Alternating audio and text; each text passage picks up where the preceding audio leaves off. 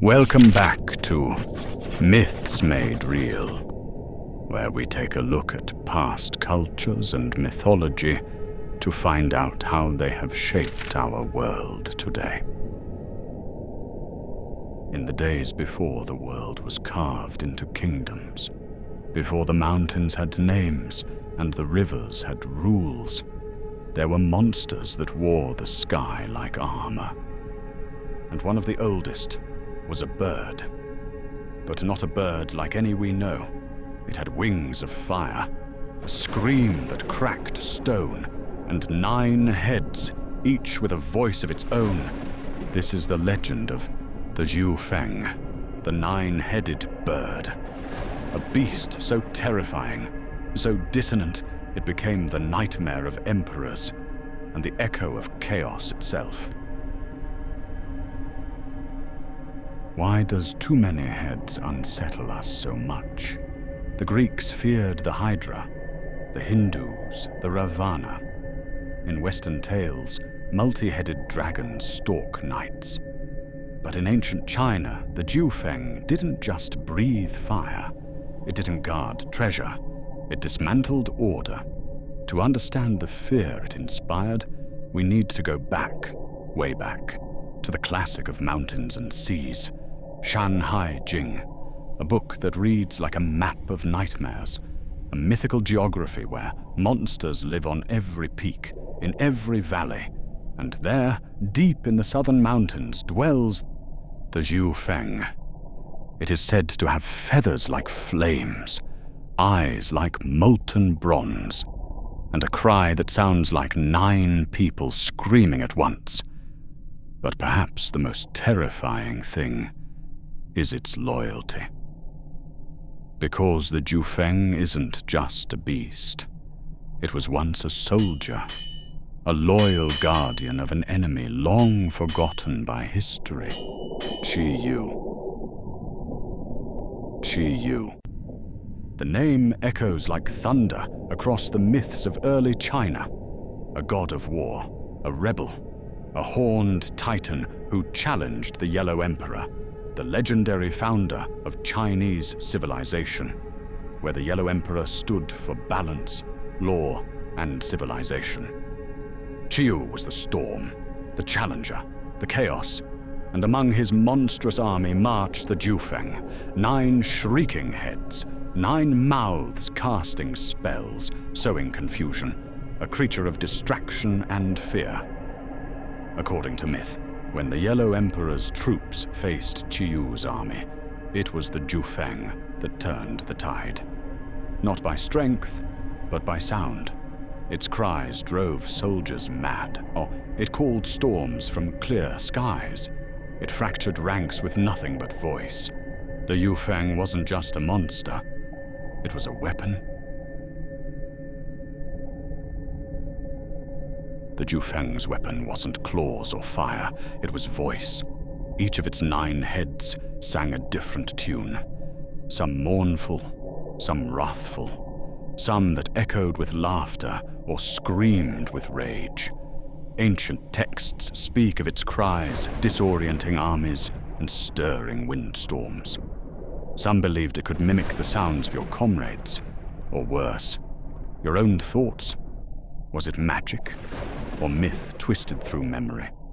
Perhaps the true danger was this. In a world that feared confusion more than violence, it made even silence sound unsafe. But where did such a creature come from? Birds in ancient China were never just birds. They were messengers, portents, symbols of celestial power. The phoenix, or Feng Huang, was an omen of peace. The vermilion bird of the south, one of the 4 symbols, represented summer, fire, and the virtue of knowledge. But the Jiufeng was their twisted reflection. 9 heads in Chinese numerology represent extreme yang, the peak of power before collapse. Too much fire, too much ambition, too many voices. In a society obsessed with harmony, the Jiufeng was the dissonant chord. It didn't just screech, it disagreed with itself, a symbol of internal chaos, of rebellion not only against emperors, but against the self. The Jiufeng didn't vanish. It mutated.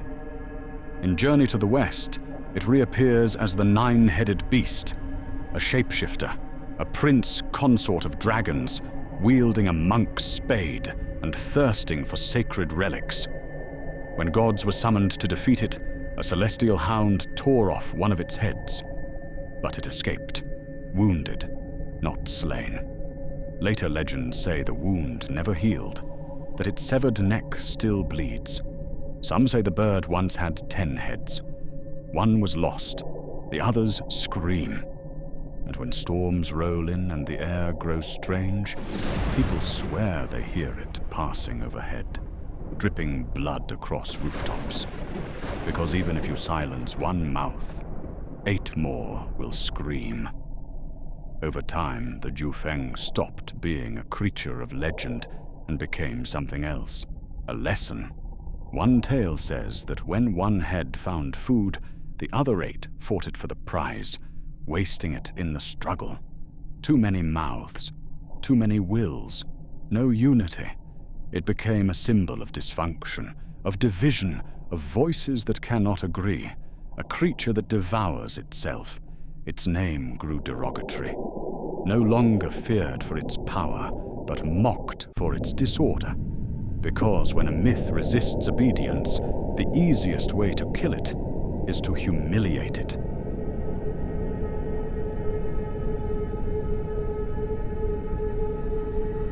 Let's reflect for a moment. The Jiufeng may sound like fantasy, but myths evolve from meaning, and this one may reveal something timeless, that nothing terrifies an empire more than voices it can't control. A chorus of dissent, a beast that cannot sing in unison, a threat not of muscle, but of noise. Throughout history, kings and rulers have feared not just war, but confusion. Some see having more heads as having the intelligence of multiple people. Others see it as a source of constant arguments and confusion. And the Jiufeng is confusion incarnate. 9 heads speaking in 9 directions. No clear command, no hierarchy, just sound. Relentless, overwhelming, terrifying. In modern psychology, we might call it sensory overload. In mythology, it becomes a monster. But there's more. The Jiufeng wasn't always cast as evil. In certain folk traditions, it becomes a symbol of resistance, an echo of Chiyou's defiance, a reminder that order, once broken, can never fully be restored. Throughout human myth, the more heads a creature has, the more fear it inspires. In the East and the West, North and South, cultures gave their most dangerous monsters more than one face. Why?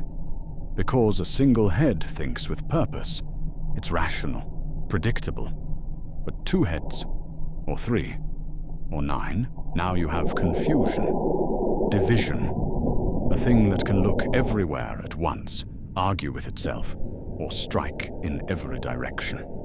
The Jiufeng is one example, but it belongs to a wider, older family of monsters that refuse to be understood. Let's begin with the most famous, the Hydra of Greek mythology, a snake-like water serpent with multiple heads, sometimes 5, sometimes 50. Heracles fought it as part of his 12 labors. What made the Hydra horrifying wasn't just its venom or strength, it was its regeneration. For every head severed, 2 more would grow.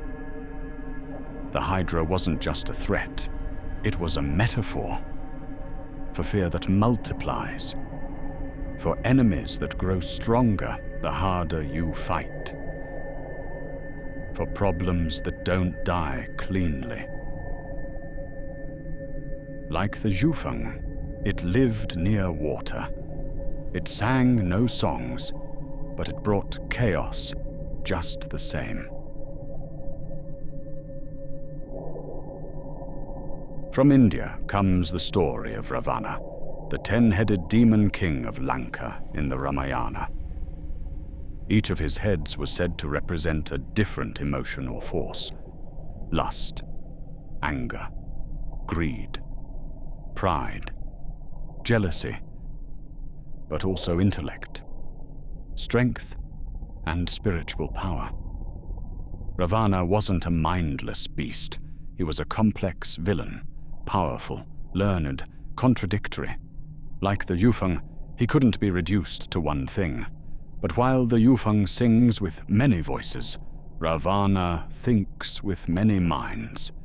His story warns us of what happens when great power fractures internally, when no one voice can command the rest. The Jiufeng has not been seen for millennia. Its name faded from temples, its story buried beneath kinder creatures. But the sky remembers.